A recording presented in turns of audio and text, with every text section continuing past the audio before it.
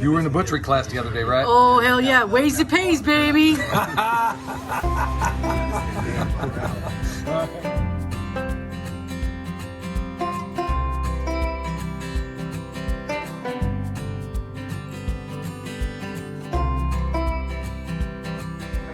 All right, y'all, I'm not a guy that gets out very often, but when I do, I love to come to places like this.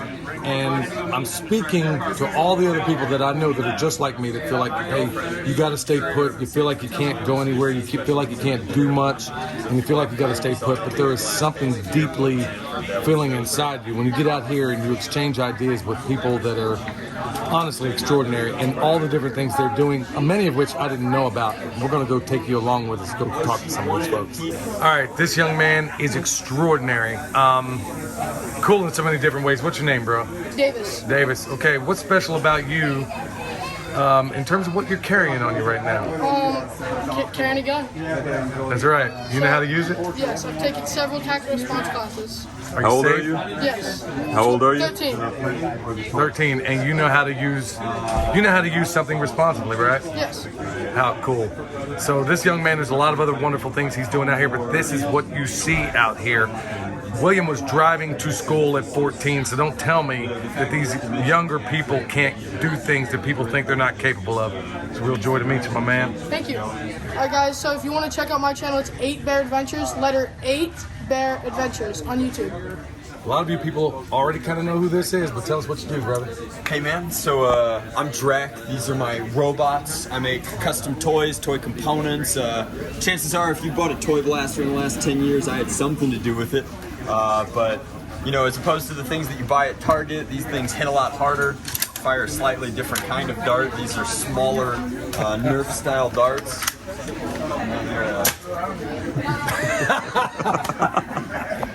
I really want that gun. I'm so sorry. You know, Folks, he literally shot the wall, ricocheted, and hit her in the butt. So. I just caught her in a ricochet shot. John, you missed the funniest thing ever. He shot the wall, it went off there, and it shot her in the butt. No, you got me in the shoulder. Chris? No, right here, right here, not at the end. That's how you can tell it wasn't intentional. I'm gonna say it was intentional, but it was honest comedy. Where can we find you? I'm at foamproshop.com is where all the toys come from. I'm at Lord Drac on Instagram. I have a small YouTube channel called Lord Draconical where I talk about my business, I talk about toys, talk about the basics of engineering, and then I'm at the SOE compound every once in a while. You never know who's going to walk through that door. All right, y'all, on to the next one. We got a lot of awesome people out here. I've known this man only online up until this festival, and it's been a joy to get to know him in person. This is from Grumpy Acres. This is Garen. What are you guys doing out there? You guys got a really awesome thing going. So we are part of a homestead circle, and we moved about 8 months ago, and we're starting fresh again on our homestead. Right, they look, folks, when you heard me before put out the clarion call about the tragedy they were going through, this is who I was talking about, okay? They lost everything in the fire. Miraculously, they managed to save some of it. But you guys are... Hold on, we lost the chicken coop. Right. We didn't lose everything. Well, everything in the chicken coop. Everything in the chicken, about 350 chicks. Well, that's devastating, but you're coming back and even stronger. But you know what? The only way we can do it is with community. Had we not had community around us, there's absolutely no way we can do it. That's why you want to check them out, Grumpy Acres and some of the other folks we're going to talk about, folks. Look, I've been a strong believer in community for a while, then I dropped off because of some bad luck, bad decisions on my part. But then I came back around to it again because there is nothing more. We can't do it by ourselves. We can't do it in a vacuum. And that's exactly what they're doing over at his channel. Check them out. Where can they find you? Grumpy Acres Farm on YouTube. We've also got Facebook. It's linked off of the YouTube channel, and apparently we've got an Instagram. My wife does. You sound like me, yeah. I don't know. I tried to find it the other day. I couldn't find it, so you'd have to ask her. All right, I see you wearing a pretty interesting hat. Is there a story behind that? Yeah, this is my $1.2 million hat. So I quit my job and paid off the mortgage, sold our house, paid off the mortgage, bought a new house with cash, got debt free. We're living debt free. And Tag over at Life Done Free, we were over there talking to him after that happened, and he's got this smile on his face. He goes, "Hey, how do you feel?" And I said, "I feel like a free man." And a couple weeks later, he shows up and he's got the hat, and he goes, "Here you go, wear it with pride." And so we wear it. And I sat down one day because I was bored, and I said, I wonder how much this hat cost me. And I figured it out between lost wages from my job and my wife's job, and the lost revenue from the old homestead and my pension and everything. We gave up about $1.2 million worth of revenue. So this is my $1.2 million hat, and it was the best $1.2 million I've ever spent. How about that, y'all? That's what I'm talking about. That is a testimony. Okay, anybody that's ever watched this channel for any period of time will remember this good man from way back. We've been friends a long, long time, but he's here all the way out. He's with that Kansas detachment out here. Where can he find you, Darren? Hacks for the Homesteader, YouTube channel. I got a Facebook page, Darren Strong. Instagram, Hacks for the Homesteader. You'll find all my emails and all that stuff there too. So yeah, look us up. We're building a homestead from scratch, and Billy helped us start. So just out here, I haven't gone to one lecture. I'm out here talking to people about them getting started. A gentleman I was just talking to, he's got 27 acres and it's bare land.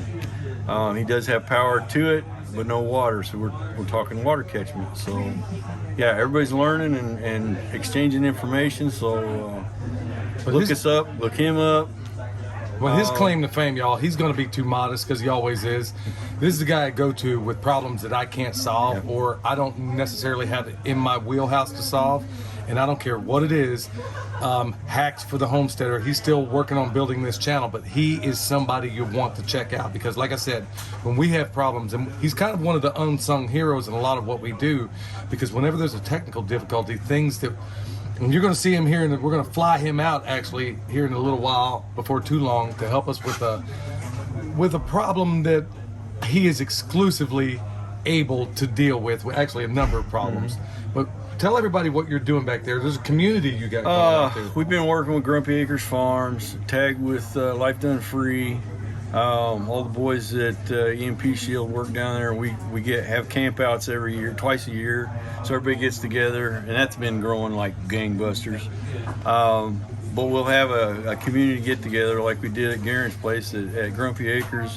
One day we had a chicken coop built, so we all get together, blow it out, and have a good time. It's another excuse to have a party with a purpose. Yeah, have the camaraderie we always were looking for the like-minded folks. And that's the hardest thing to find these days, ain't it? Because I mean, these days it seems the walls and people are more likely to want to link up and ford up and learn from one another. So I mean, you've seen this thing because you and I started this thing from day one, and there were very few people involved back in that day. This day, you said you're seeing it growing. Oh yeah, nobody's business. It is insane about the questions.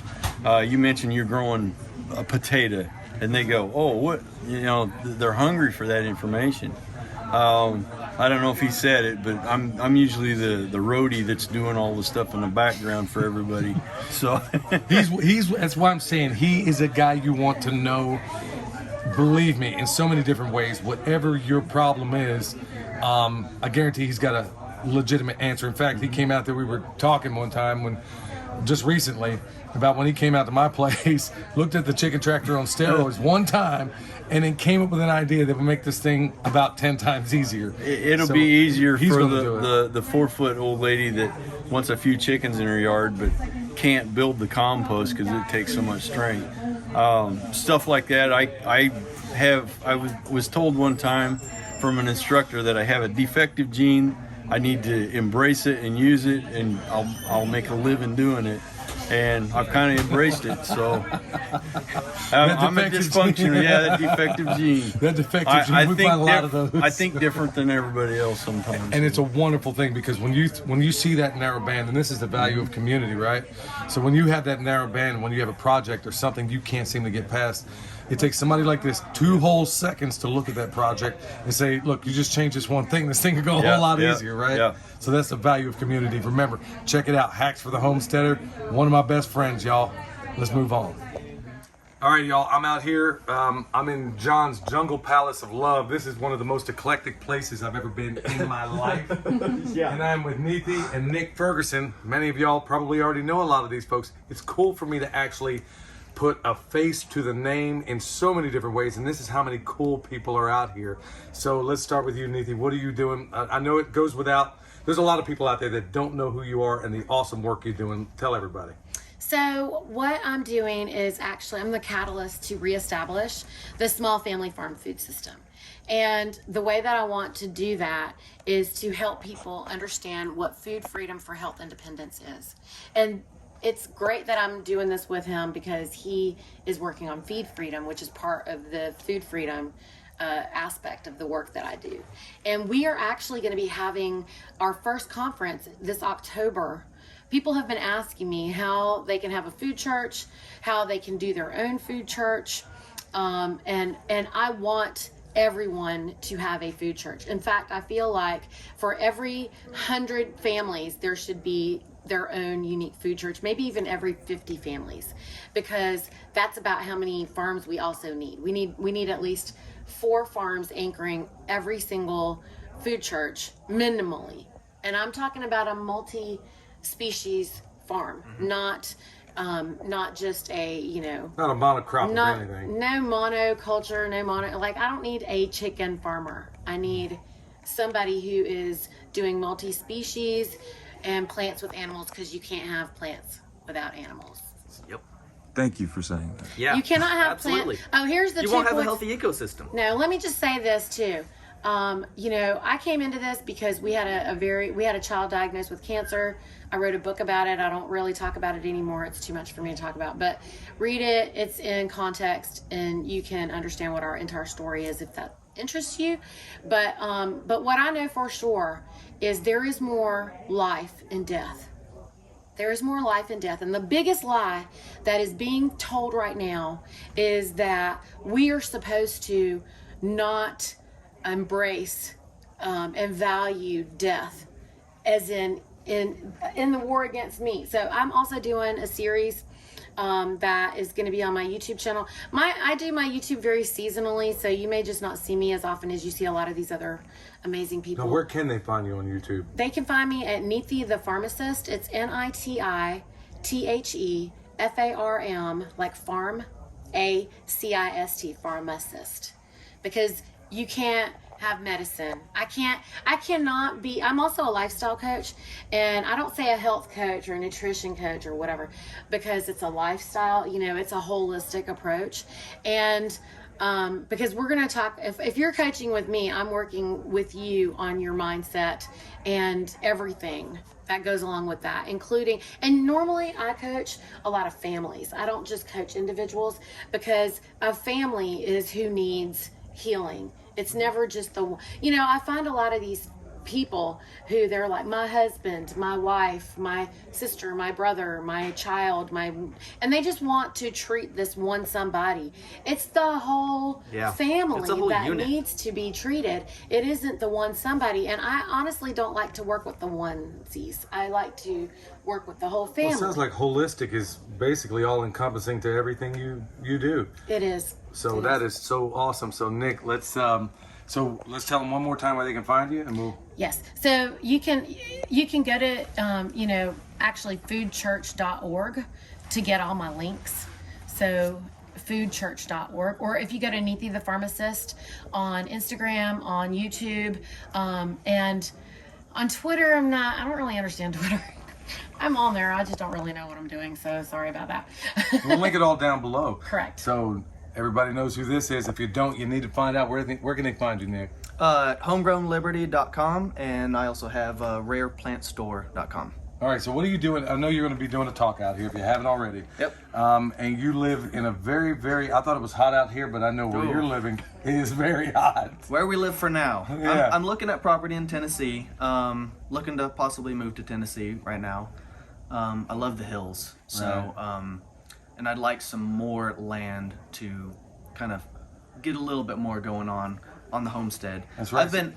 I've been consulting on training people, troubleshooting farms, ranches, from little quarter acre, eighth of an acre urban lots to multinational corps like Alcoa Metals, and multiple 1,000-acre ranches and farms, helping them troubleshoot soil fertility, soil toxicity issues, just energy flows across the landscape, wind, solar, water and erosion control. I mean, to, you know, signing NDAs with multi-million-dollar bunker type installations, the whole gamut.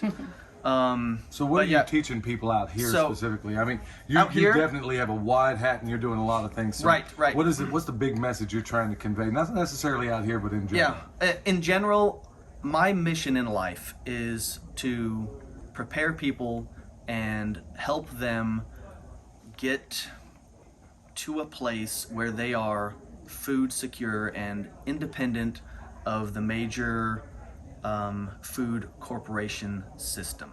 I want people independent. I want people resilient. My whole message, my whole focus is resiliency. So I want to see people build more resiliency into their life, into their lifestyle this year than they did last year. Because if they keep chipping away at it, you know, I'm a big proponent of Start walking. Start doing something. Yeah. Don't let perfect be the enemy of good. I would much rather see 10,000 people using some toxic gick on their garden and growing a garden this year than to see 10 people doing a perfect uber organic gardening. Because I know for a fact that if you go to a big box store and you get a 6-pack of tomatoes that are awful, that have neonicotinoids sprayed on them, killing my bees, and you grow one tomato and you eat one fresh tomato, and that's the only fresh tomato you've ever eaten in your whole life, you will be ruined. You are going to be ruined, and you're never going to want to buy that garbage from the grocery store, and you're going to get addicted, and you're going to keep pursuing that, and it will become a consuming passion, and you will move towards more perfection in a better system. You will get better at it. You're gonna get addicted to it, and it's just gonna be fun. Delicious. And it will change your life, and it will change your children's lives, and you can make generational changes. That's my mission. That's the beauty of a festival like this, y'all. You see, we're all hitting the same problem from different directions. Different flavors. Exactly. It's all, but the cool thing is it we're all holistic? heading in the Would same. you say that it's holistic? That's the beauty. Everyone here is complementing each other in micro movements, I believe. You know, like, because what we want is for you to figure out what do you want? What do you want? If you know what you want, then you know what you don't want. But until you identify what you want, you can't know what you don't want. If you knew what you wanted, you would know that what you don't want is to be dependent on the corporatocracy. Yeah. So the corporatocracy that has been brainwashing everyone into compliance to be a slave to them, which is the other part of my mission too, is to decentralize. So when people say, you know, when I say things like, oh, well, I'm an agorist or an anarchist and I would like to bring the government down, they think that I want to destroy our country. I know, I am a patriot. I am for America, the original America, the one that knew that taxation was theft. I mean, do we know what really happened in the Boston Tea Party? Because I think that, why was there a Boston Tea Party? The children don't know. The children don't know. They're not allowed to know anymore. Do you know they don't teach it? But so someone told me that I was un-American because I said these things. I don't think there's anything more American than what we're doing right here. In fact, going back to an ecosystem, I see us as 3 layers of the 7 or 8 layers of a food forest. Okay, so you're the vine layer. We'll call you the overstory. He's the overstory. I want to be the understory. I'll stand under his shadow, you know? So, but we have all these people that are going to be the roots. We got people that are all synergistically part of this same thing, and that's the beauty and being able to exchange ideas. And I feel robbed because I'm listening to you guys and I'm wishing that I had more time in this day that we could all sit down and, you know, exchange these ideas as we are, folks. This is why I'm exhausted, but I am happy, kind of exhausted. We are high. We're all exhausted. Exactly. So what happens when all of us get together is we are just like, oh my God. Why didn't I know you before? Yeah. He is in my freaking state. Why did I not know him before? But that's okay. Everything happens on time. Everything happens in time. There is no reason for anybody out there to fear the timing or anything. You don't have to feel, we don't want anyone to feel diminished or foolish or late to the party. It is not late. You're not late. If you are hearing us right now, then you are right on time. You're right on time for what it is that's happening right here, right now for you. We're here for you. We're only speaking what you need to know right now. Hey, thanks so much, you two. I do appreciate your time. We kind of broke in. They were having a little conversation up here, and I was like, there's no way we're leaving this place without getting them down for at least a little bit. All right, we're moving on. Guess who we're with right now? This is the one who put all this on and made all this happen. Nicole Sauce from Living Free in Tennessee. If you haven't heard her podcast, you'll be glad you did. So how do you think this went down? I think it went really well, and when we came into this, what had happened is we'd started with this 150 person event, and then it was 250 people, and now it's 550 people. And I'm gonna admit it now, I was a little intimidated by the number of people that were coming here. But once everybody got here, the cool thing about our network is everybody's like, how can I help? How can I help? How can I help? So we had fleets of people who paid money to come here who were like, you know what? I'll take out the trash once, or I'll help make sure that things are going smoothly. We had some anarchy demonstrations, which means they were off agenda, but they were great. And I encourage that. And I think at the end of the day, a lot of people feel empowered, that there's a community out there that they can have, and they're ready to take ownership for the path that their life goes on from here. So it's pretty fun. I'm pretty happy with it. How do you not love a person like that, y'all? Can't wait for the next one. Okay, I'm not getting the sweaty Jack hug right now, but anybody who knows anything about anything permaculture, anybody that knows anything about survival or the survival podcast, you're going to know who this is. This is Jack Spirko. What's up, my man? How you doing, man? Hey, for a long time. Good seeing you here, man. Good to be here, man, for the longest time. Of course, I've been listening to the podcast forever and a day. And I met him. Actually, we kind of met in passing in a couple of other events long ago. And you've inspired a whole lot of people, man. You really did. There's a whole lot of people that know what the word permaculture is because of you. So, as far as your permaculture journey, man, I know there's a lot there, man. Yeah. Can you kind of give a snapshot of how that began for you? Yeah, so like the whole thing started back when I started doing survival podcasts, and I knew a lot about horticulture and gardening and small-scale farming and stuff like that. I really didn't know anything about permaculture. I'd heard the word. I thought it was a bunch of hippies rolling around in the mud or something like that. And somebody sent me a video, and it was Jeff Lawton's Greening the Desert. And the first one, the really bad production one, but it makes the point. Right. I was like, this is pretty cool. And then I found Bill Mollison's Global Gardener series, and I watched that. And I watched that, and I was like, okay, this is freaking amazing. Like, when I saw people in the third world, like, explaining the principles of permaculture, like, I was like, oh, I got to know more about this. And I found, I think it was Engraved Danger of Failing Food, again, another Bill Mollison, old thing. And he was telling this story. He's like, so I used to work as a lumberjack, and I used to cut down trees, and I was destroying the forest. And at the same time, I was learning all the lessons of the forest. And I realized none of the men that worked with me cutting down those trees would ever be able to afford a house that those trees were being used to make lumber to build. And I decided right then I could either move into the forest, say to hell with society, and live there forever, or I could go back to civilization and fight the bastards. And I'm like, I just found my guru, man. I just found my mentor, and I wanted to learn everything about it. I found this document that he has, his Barking Frogs Permaculture, put it out in a PDF.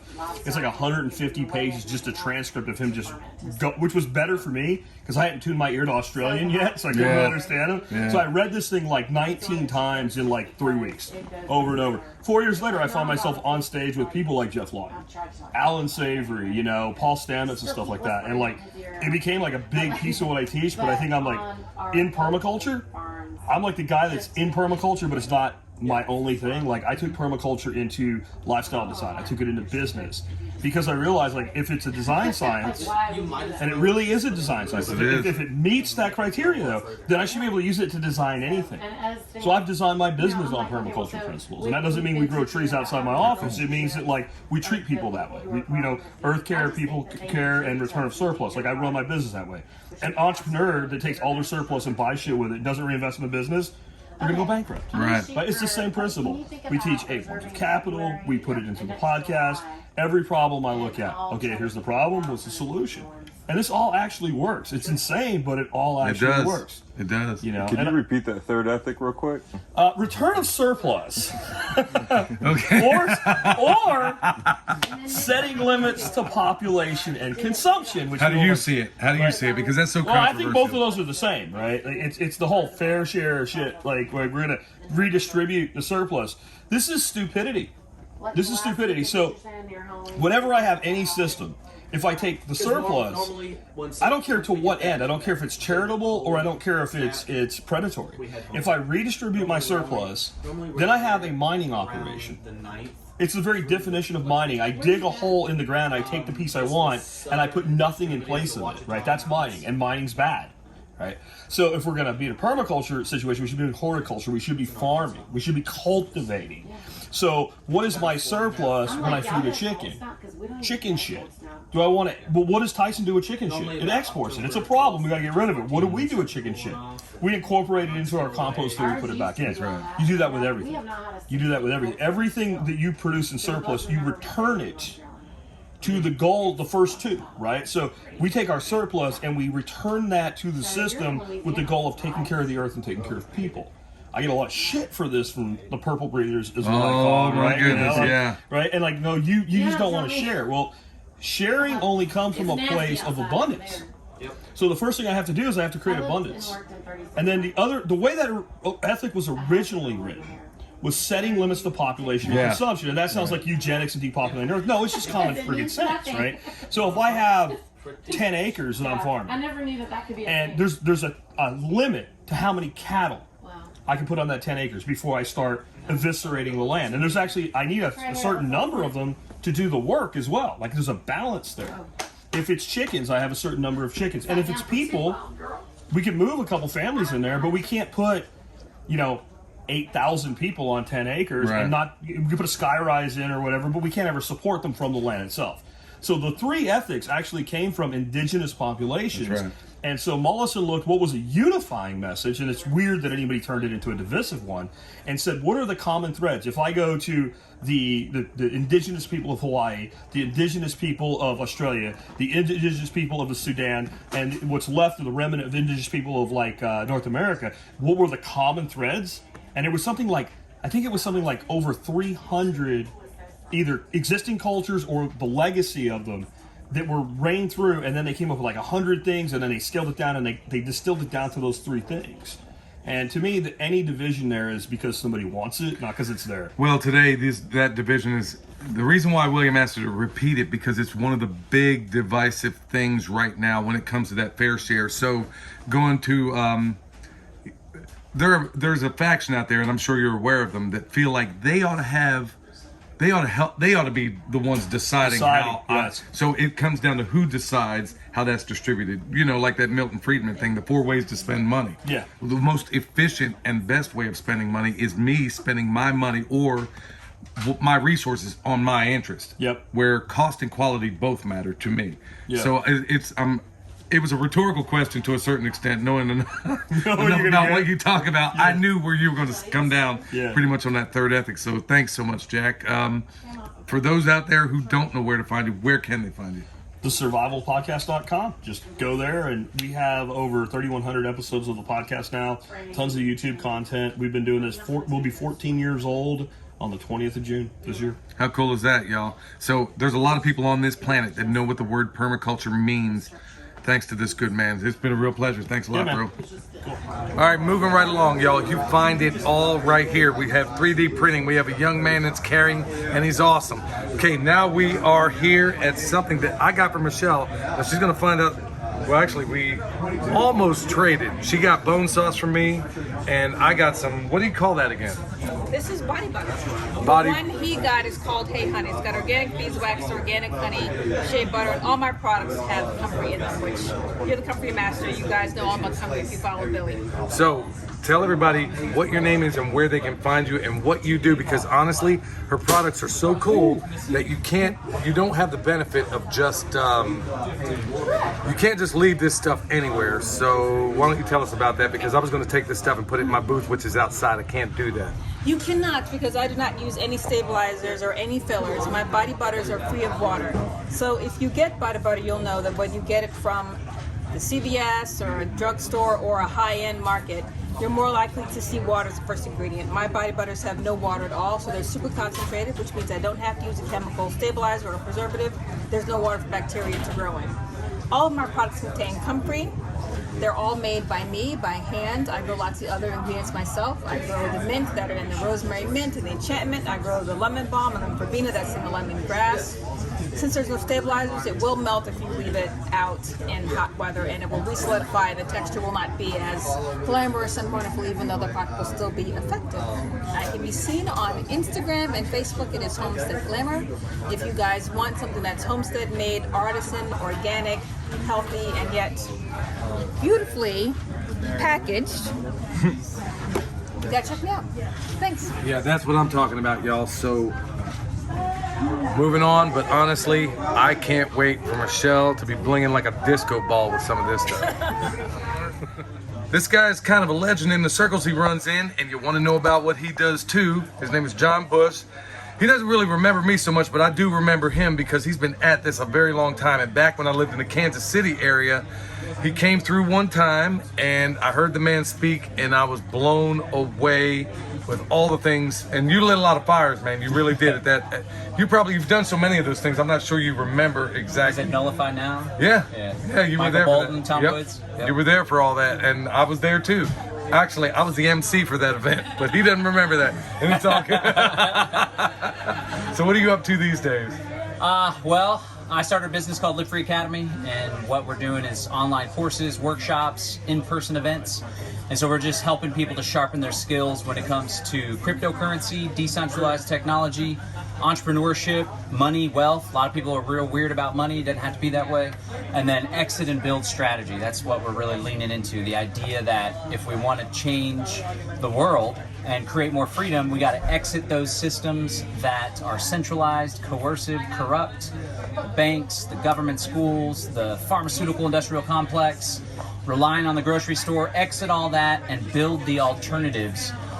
Build the alternative systems, cryptocurrency, homeschool co-ops, food production systems, and that's how we can find freedom, taking it into our own hands. Now that's exactly what I'm talking about. Y'all see, this is why you go to get-togethers like this, because you're going to come across people like John. Now, I know you wear a lot of different hats and everything, and I know, yeah, that's exactly what I'm talking about. So how do people learn more about what you're doing here? Do they go to a website? Are there events you're putting on? Or is there some way, what's the best way to direct people to the work you're doing?